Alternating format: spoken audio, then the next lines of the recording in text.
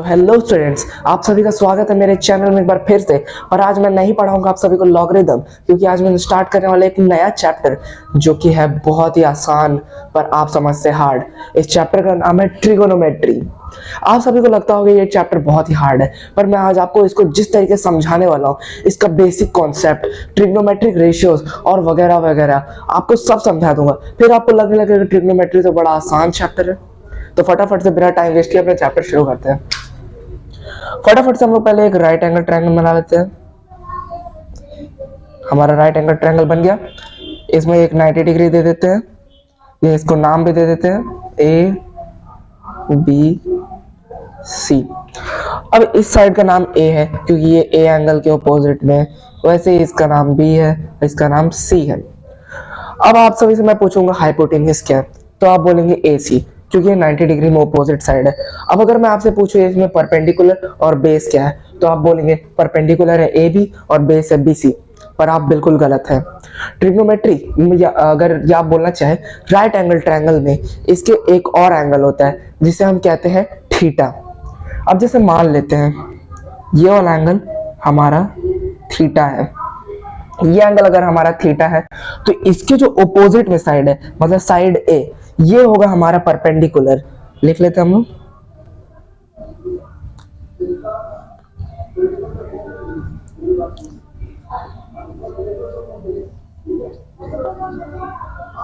Perpendicular.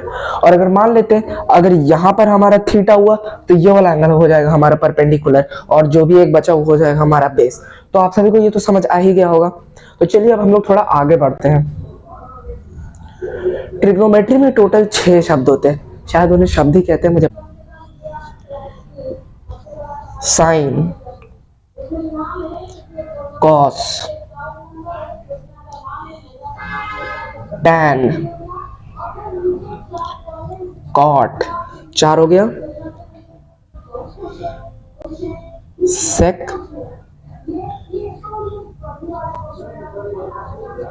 और cosec. अब इसे मैंने एक सीक्वेंस में लिखा है। इसका सीक्वेंस ये है कि ये इसका और ये इसका रेसिप्रोकल होता है। कहने का मतलब ये है कि sine equal to 1 by cosec. हमारा कहने का मतलब ये है। अगर इसको हम लोग फर्दर आगे बढ़ाएं तो ये हो जाएगा sine into cosec equal to 1। तो इसी तरह से हम बाकी सभी में भी कर सकते हैं। तो ये हमारा एक बेसिक सा कॉन्सेप्ट था। अब हम लोग आगे बढ़ते हैं। तो जैसे कि ट्रिग्नोमेट्री राइट एंगल ट्रायंगल के ऊपर बेस्ड है, तो इस हिसाब से हम थीटा की वैल्यूज निकाल सकते हैं। जैसे कि अगर हमारे पास है साइन थीटा, तो इसको हम लोग किस तरीके से सेट करें तो थीटा की वैल्यू आ जाए। तो इसका जो साइन थीटा होता है इसे हम लिख सकते हैं परपेंडिकुलर बाय हाइपोटेन्यूज। अगर हम लोग कॉस में जाए, अरे सॉरी इसे फटाफट से मिटा लेता हूं मैं, कॉस थीटा, तो ये हो जाएगा हमारा BH। अगर हम टैन में जाए, टैन थीटा, तो ये हमारा हो जाएगा PB। अब जितना मैं आपको बता दिया हूं, अब आप इसकी आगे मदद ले सकते हैं। जैसे sine theta, cos theta, cos और टैन, ये सब एक दूसरे का उल्टा होता है नीचे वाले का। तो जैसे हम लोग का टैन के बाद क्या है, कॉट, तो हमारा कॉट क्या हो जाएगा BP, मतलब बेस बाय परपेंडिकुलर। सेक का मांगेगा तो ये हमारा हो जाएगा कॉस का उल्टा, मतलब हाइपोटेन्यूज बाय बेस। अगर हमारे से कोसेक का मांगेगा तो ये हो जाएगा हमारा हाइपोटेन्यूज बाय परपेंडिकुलर। तो इसी तरीके से हम इसे लिख सकते हैं। तो अब हम ट्रिग्नोमेट्रिक रेशियोज के बारे में बात कर लेते हैं। तो गाइस अब आप सभी देख सकते हैं यहाँ पर मैं ट्रिग्नोमेट्रिक रेशियोज के बारे में डिस्कस करने वाला हूँ। तो आइए फटाफट से इसे लिखते हैं। जैसे साइन एंगल, ये साइन अगर इसे हम 0 डिग्री में पुट करें तो हमारा इसका वैल्यू क्या आएगा, ये आएगा हमारा 0। अगर इसे हम 30 डिग्री में पुट करें तो हमारा वैल्यू क्या आएगा 1/2। अगर 45 डिग्री में पुट करें तो 1/√2। अगर 60 डिग्री में पुट करें तो √3/2। और अगर 90 डिग्री में पुट करें तो 1। आपको अगर पूरा ट्रिग्नोमेट्रिक रेशियो टेबल याद करना है तो आपको बस साइन का याद कर लेना है, क्योंकि बाकी सब साइन की मदद से बन जाएगा। आइए देखते हैं कैसे। कॉस है तो कॉस में जो यहाँ पर जो 90 डिग्री है वो कॉस का 0 डिग्री में आ जाएगा, तो लिख लेते हैं इसे यहाँ पर 1। जो यहाँ पर 60 डिग्री है वो यहाँ पर कॉस के 30 डिग्री में आ जाएगा, तो इसे लिख लेते हैं फटाफट से √3/2। जो 45 डिग्री है वो 45 डिग्री में ही आ जाएगा, यानी कि 1/√2। जो 30 डिग्री है वो 60 डिग्री में आ जाएगा, यानी कि 1/2। जो 0 डिग्री है वो 90 डिग्री में आ जाएगा, मतलब कि 0। अब आप सभी ने देखा साइन और कॉस, ये बड़ी आसानी से हो गया।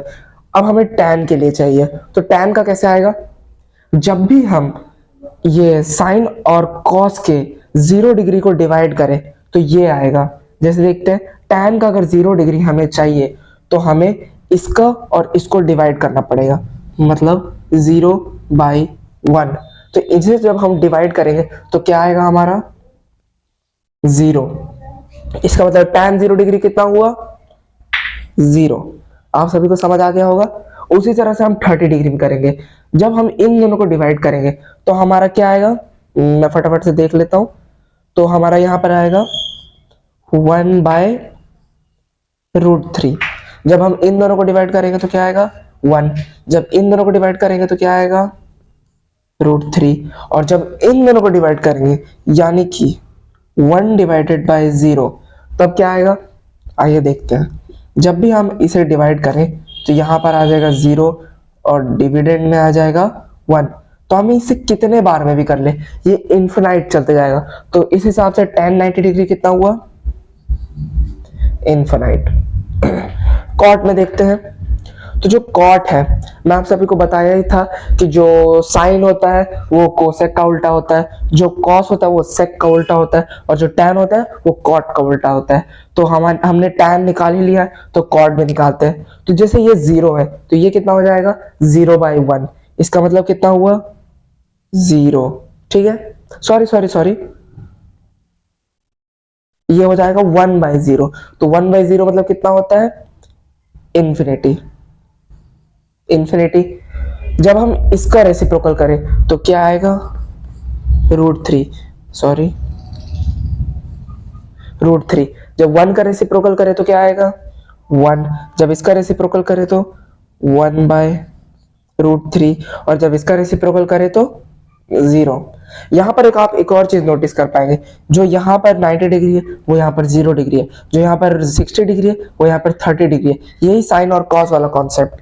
अब हम लोग सेक की ओर बढ़ते हैं, तो सेक किसका उल्टा होता है कॉस का। तो यहाँ पर 1 है तो 1 का रेसिप्रोकल 1, √3/2 का रेसिप्रोकल 2/√3, 1/√2 का रेसिप्रोकल √2, 1/2 का रेसिप्रोकल 2, और 0 का रेसिप्रोकल इन्फिनिटी। अब लास्ट वाले की ओर बढ़ते हैं, तो यहां पर साइन का उल्टा हो जाएगा, तो 0 का रेसिप्रोकल हमारा क्या हो जाएगा इन्फिनिटी।